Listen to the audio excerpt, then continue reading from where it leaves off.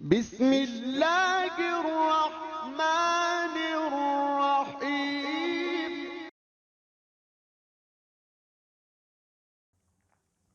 नामदहु व नसल्ली अला रसूलिहिल करीम अम्मा बाद फ़ाउज़ु बिल्लाहि मिनश्शैतानिर रजीम। मैं हूं प्रोफेसर हकीम इसहाक़ सुल्तान और अपने यूट्यूब चैनल से आपको वेलकम कहता हूं। आज हम बात करेंगे एलएफटीज़ के ऊपर, यानी लिवर फंक्शन टेस्ट।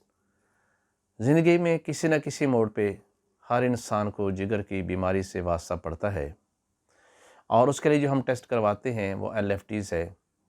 इसके बारे में हर शख्स को इल्म होना चाहिए कि इसकी मुख्तलिफ़ वैल्यूज़ क्या होती हैं और अगर ये वैल्यूज़ कम या ज़्यादा हो जाती हैं तो ये किस तरफ इशारा करती हैं कि जिगर में कौन सा मर्ज़ हो रहा है। इससे पहले कि मैं एलएफटीज़ के ऊपर बात करूं, मैं चाहूँगा कि आपको लिवर के बारे में थोड़ा सा एनाटॉमिकली बता दिया जाए, उसके थोड़े से अफ़आल को बता दिया जाए। जिगर हमारे जिस्म के अंदर एक वाइटल ऑर्गन है, ये एक बड़ा ग्लैंड है। ये हमारी पेट के दाएं तरफ ऊपरी तरफ पसलियों के नीचे होता है। ख़वातीन में इसका वज़न जो है वो 1200 ग्राम से लेकर 1400 ग्राम होता है और मर्दों में ये 1400 से 1600 ग्राम होता है। मैंने इसे कहा कि ये वर्सटाइल ऑर्गन है, ये बहुत सारे अफ़ाल सरअंजाम देता है, लेकिन इनमें से बहुत अगर हम इसको सम अप कर दें कि बहुत ज़रूरी अफ़ाल क्या है कि ये तग़ज़िया करता है, ये तस्फ़िया करता है, ये तंगिया करता है। यानी ये एक्सक्रीशन का काम भी करता है, ये सिक्रीशन का काम भी करता है और ये मेटाबॉलिज्म का काम भी करता है। हम एलएफटीज़ क्यों करवाते हैं, थोड़ा सा इसके ऊपर बात करते हैं। इसकी क्या वजूहात हैं कि जिसकी वजह पे हम कहते हैं पेशेंट को कि आप एलएफटी चेक करवाएं। पहली वजह तो ये है, अगर मरीज़ की आंखें पीली हों, उसकी जिल्द पीली हो और हमें शक हो कि इस मरीज़ को यरकान हो रहा है, तो फिर हम इसका एलएफटीज़ करवाते हैं। नंबर 2 पे हम देखते हैं कि मरीज़ के मुतवातर पेट में दर्द रह रहा है और उसका पेशाब जो है वो डार्क ब्राउन कलर का हो गया है, तो फिर हम इस मरीज़ का भी एलएफटी चेक करवाते हैं। किसी मरीज़ को वायरल इन्फेक्शन है, जैसे हेपेटाइटिस बी और सी है, तो उसके लिए भी हम एलएफटीज़ करवाते हैं। इसके अलावा अगर कोई मरीज़ शराब पीता है और हम देखना चाहते हैं शराब ने उसके जिगर का कितना नुकसान किया है, तो उसके लिए भी हम एलएफटीज़ करवाते हैं। अगर कोई मरीज़ जो है उसको कोई दवाई दी जा रही है और हम ये देखना चाहते हैं कि इस दवाई का क्या साइड इफ़ेक्ट है इसके जिगर के ऊपर, तो फिर हम उसके लिए भी एलएफटीज़ चेक करवाते हैं। और सबसे अहम जो पॉइंट होता है, जब हम किसी मरीज़ के जिगर का इलाज कर रहे होते हैं और हम ये चेक करना चाहते हैं कि हमारी दवा इस पे कितना बेहतर कारगर असर दे रही है, तो उसके लिए भी हम एलएफटीज़ चेक करवाते हैं। तो एलएफटीज़ के अंदर जो हम चीज़ें चेक करते हैं, सबसे पहले सीरम बिलीरुबिन है, उसके बाद एएलटी या एसजीपीटी है, फिर है एएसटी या एसजीओटी, फिर एएलपी यानी अल्कलाइन फास्फेटेस है, फिर एल्ब्यूमिन और एंड पे आके हम देखते हैं कि इस मरीज़ के अंदर जीजीटी जो है यानी गामा ग्लूटामाइल ट्रांसफेरेज, ये टेस्ट होते हैं जो हम मरीज़ में करवाते हैं। तो अब हम इनका तमाम हिस्सों का बारी बारी तजिया लेते हैं ताकि आपको इसके बारे में एग्जैक्ट समझ आ सके कि हर हिस्सा जो है वो हमें क्या शो कर रहा होता है। तो सबसे पहले हम बात करते हैं टोटल सीरम बिलीरुबिन की। इसकी नॉर्मल वैल्यू जो है वो 0.5 से 1.5 तक होती है। अगर यहाँ तक मरीज़ की बिलीरुबिन है एलएफटीज़ के अंदर, तो मरीज़ को बिलीरुबिन नॉर्मल है, और अगर इससे ज़्यादा बढ़ जाती है तो फिर मरीज़ को यरकान होता है। मुख्तलिफ रिपोर्ट्स के अंदर आमतौर पर तो सिर्फ टोटल बिलीरुबिन की मकदार बता दी जाती है कि ये कितनी है, लेकिन कुछ लैब जो हैं वो इसकी आगे क्लासिफिकेशन भी बताती हैं, यानी अनकॉन्जुगेटेड बिलीरुबिन और कॉन्जुगेटेड बिलीरुबिन।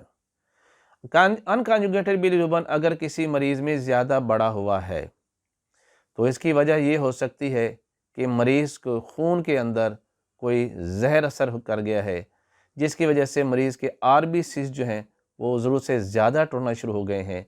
आपको पता है कि बिलीरुबिन जो बनती है दरअसल ये आरबीसीज के टूटने के नतीजे के तौर पे बनती है और जिगर के अंदर ये पोटेंशियल है कि अगर 300 आरबीसीज टूटें तो उससे जितनी अनकंजुगेटेड जो है पैदा हो रही है उससे जो है वो सफरा में तब्दील करके जिस्म से खारिज करता रहता है। लेकिन इसके अंदर ये ज़रूरत पड़ने पर ये 300 से 3000 आरबीसीज के टूटने पर भी जितनी बिलीरुबिन बनती है उसको भी मैनेज कर लेता है। लेकिन अगर इससे ज़्यादा आरबीसीज टूटने शुरू हो जाएं, जिसे हम कहते हैं कि हेमोलाइटिक जॉन्डिस, तो उसके अंदर फिर जिगर तो अपना काम कर रहा होता है कि वो अनकंजुगेटेड बिलीरुबिन को कंजुगेटेड बिलीरुबिन कन्वर्ट कर रहा होता है, लेकिन आरबीसीज इस जहर की वजह से इतनी स्पीड से और इतना ज़्यादा टूटते हैं कि जिगर उसको मैनेज नहीं कर पाता और मरीज़ की जो है अनकंजुगेटेड बिलीरुबिन की मिकदार बहुत ज़्यादा बढ़ जाती है। अगर आप देखेंगे बिलीरुबिन के अंदर कि बिलीरुबिन बढ़ा हुआ है और अनकंजुगेटेड बिलीरुबिन बढ़ा हुआ है, तो ये समझ लीजिएगा कि इस मरीज़ को जो है वो हेमोलाइटिक जॉन्डिस है। अब हम बात करते हैं कंजुगेटेड बिलीरुबिन की। तो कंजुगेटेड बिलीरुबिन उस वक़्त होता है जिस वक़्त मरीज़ के जिगर जो है उसके सेल्स डैमेज होना शुरू हो जाते हैं। तो इस तरह मरीज़ जो है मरीज़ का जिगर जो है वो कंजुगेटेड बिलीरुबिन को जो है वो खारिज नहीं कर पाता। तो ऐसे मरीज़ के कंजुगेटेड बिलीरुबिन की मिकदार ज़्यादा होती है और इसके अनकंजुगेटेड बिलीरुबिन की मिकदार कम होती है। यानी ये आप यूँ कह सकते हैं ये हेपेटिक सेलुलर जॉन्डिस जो है ये उसकी अलामत होती है। यानी जिसमें जिगर के खुलियात जो होते हैं वो तबाह हो जाते हैं और जिगर से वो जो अनकंजुगेटेड को बिलीरुबिन को कंजुगेटेड बिलीरुबिन में कन्वर्ट किया था वो खारिज नहीं कर पा रहा। तो फिर हम इसे कहते हैं कि ये हेपेटिक सेलुलर जॉन्डिस है। इसमें क्या होता है कि मरीज़ के कंजुगेटेड बिलीरुबिन की मिकदार ज़्यादा होती है और अनकंजुगेटेड बिलीरुबिन की मिकदार कम होती है। इसके अलावा हम ये भी देखते हैं एक सिस्टम में कि इस मरीज़ के जो है अगर ऑब्स्ट्रक्टिव जॉन्डिस हो जाए, यानी अगर पित्ते की कोई पथरी जो है वो बाइल डक्ट में आके फंस जाती है या बाइल डक्ट किसी वजह से स्वेल कर जाती है और ब्लॉक हो जाती है, तो उस वक़्त जो है आम हालात के अंदर जब जॉन्डिस होता है तो जो अनकंजुगेटेड बिलीरुबिन बड़ा होता है, कंजुगेटेड बिलीरुबिन बड़ा होता है, लेकिन इसके साथ जो है वो अल्कलाइन फास्फेट भी मरीज़ का बढ़ जाया करता है। तो ये है सीरम बिलीरुबिन के बारे में। अगर हम सिर्फ बिलीरुबिन को चेक करना चाहें, हम ये देखना चाहें कि बीमारी कहाँ पर है, क्या ये बीमारी खून के अंदर है, ये हेमोलाइटिक जॉन्डिस की वजह से जॉन्डिस हुआ था या ये हेपेटिक सेलुलर इंजरी की वजह से हुआ है। तो इससे हम ये देख सकते हैं कि अगर अनकंजुगेटेड बिलीरुबिन की मिकदार बढ़ गई है तो ये हेपेटिक सेलुलर जॉन्डिस है, और अगर ये है कि कंजुगेटेड बिलीरुबिन की मिकदार बढ़ गई है तो फिर ये हेपेटिक सेलुलर जॉन्डिस है। और अगर ये इसके साथ अल्कलाइन फास्फेटेज की मिकदार भी बढ़ी हुई है तो फिर ये ऑब्स्ट्रक्टिव जॉन्डिस होगा। इसके अंदर ये तीनों चीज़ें बहुत ज़्यादा बढ़ी होती हैं। तो अब हम नेक्स्ट इसमें देखते हैं कि एलएफटीज की रिपोर्ट के अंदर देखते हैं कि एएलटी जो है या इसे हम एसजीपीटी भी कहते हैं, ये किस वक्त मरीज़ के अंदर बढ़ जाता है। ये भी याद रखिएगा कि एएलटी का ख़ास तौर पर ताल्लुक़ जो है वो जिगर के अमराज के साथ होता है। जब ये बड़ा होता है तो इसका मतलब ये है कि मरीज़ के जिगर के अंदर जो डैमेज है वो ज़्यादा हो रहे हैं। आम तौर पर तो इसकी मिकदार जो होती है वो मुख्तलिफ़ किट्स के अंदर कहीं पर ये 0 से लेके 40 तक होती है, कहीं पे 0 से लेके 45 तक होती है। यानी मुख्तलिफ़ जो लैब्स हैं वो मुख्तलिफ़ किट्स यूज़ करती हैं, उसके नॉर्मल वैल्यूज़ भी मुख्तलिफ होती है। लेकिन अगर सिर्फ एएलटी ही बड़ा हो मरीज़ का तो इसका मतलब ये होता है कि इसको जो है वो जिगर के खुलियात जो हैं वो डैमेज हो रहे हैं। नेक्स्ट हम देखते हैं एसजीओटी या एएसटी। अगर इसका ख़ास ताल्लुक़ जिगर के साथ नहीं है, ये एंजाइम जो है वो जिगर के अंदर भी होते हैं, दिमाग के अंदर भी होते हैं, दिल के अंदर भी होते हैं और आपके उज़लात के अंदर भी होते हैं। अगर मरीज़ का एएलटी नहीं बढ़ा हुआ, सिर्फ एसजीओटी बढ़ा हुआ है यानी एएसटी बढ़ा हुआ है, तो इसका मतलब ये है कि इसको मरीज़ को लिवर प्रॉब्लम नहीं है। ये हार्ट अटैक के अंदर भी बढ़ सकता है और जैसे मैंने कहा कि बाकी मुख्तलिफ अमराज में बढ़ सकता है, लेकिन इसका ताल्लुक़ जिगर के साथ नहीं होगा। जब एसजीओटी बड़ा हो और साथ एएलटी भी बड़ा हो तो फिर हम कहते हैं कि ये मरीज़ है इसके जिगर ख़राब है। और अगर सिर्फ जो है एएसटी बड़ा है या एसजीओटी बड़ा है तो फिर ये जिगर का मर्ज़ नहीं हो सकता, ये बाकी कोई और मर्ज़ हो सकता है। नेक्स्ट है जी एएलपी यानी अल्कलाइन फास्फेटेज आम तौर पर जब मरीज़ को जॉन्डिस होता है, लीवर की कोई बीमारी होती है, आम भी जैसे जॉन्डिस हम देखते हैं, उसमें मरीज़ का सीरम बिलीरुबिन बड़ा होगा, उसका ALT बड़ा होगा, उसका AST बड़ा होगा, लेकिन ALP यानी अल्कलाइन फास्फेटेज जो है ये तकरीबन मामूली सा बड़ा होगा, ये ज़्यादा नहीं बड़ा होगा। इसकी वैल्यूज़ भी मुख्तलिफ किट्स मुख्तलिफ बताती हैं। आम तौर पर यह है तकरीबन 80 से लेकर 290 तक mg/dl इसकी वैल्यू होती है। लेकिन अगर सिर्फ और सिर्फ अल्कलाइन फास्फेट बड़ा हो और ALT ना बड़े हों, AST ना बड़े हों, तो फिर ये जिगर का मर्ज़ नहीं होता, फिर ये कैंसर हो सकता है, जैसे बोन मैरो का कैंसर हो या और मुख्तलिफ़ किस्म के कैंसर हो सकते हैं। लेकिन अगर ALT भी बढ़ा हुआ है और AST भी बढ़ा हुआ है और अल्कलाइन फास्फेट भी बढ़ा हुआ है, तो फिर हम कहते हैं कि इस मरीज़ को जो है वो जिगर की बीमारी है, यानी ये लिवर डिजीज़ का शिकार हो रहा है। इसके बाद हम देखते हैं कि प्रोटीन जो है, जैसे मैंने बताया कि जिगर के मुख्तलिफ अफ़आल जो हैं मेटाबॉलिज्म के अफ़आल हैं और ये मुख्तलिफ चीज़ें सिंथेसाइज़ भी करता है, ये बनाता भी है। तो प्रोटीन जो है वो लिवर के अंदर ही बनती है।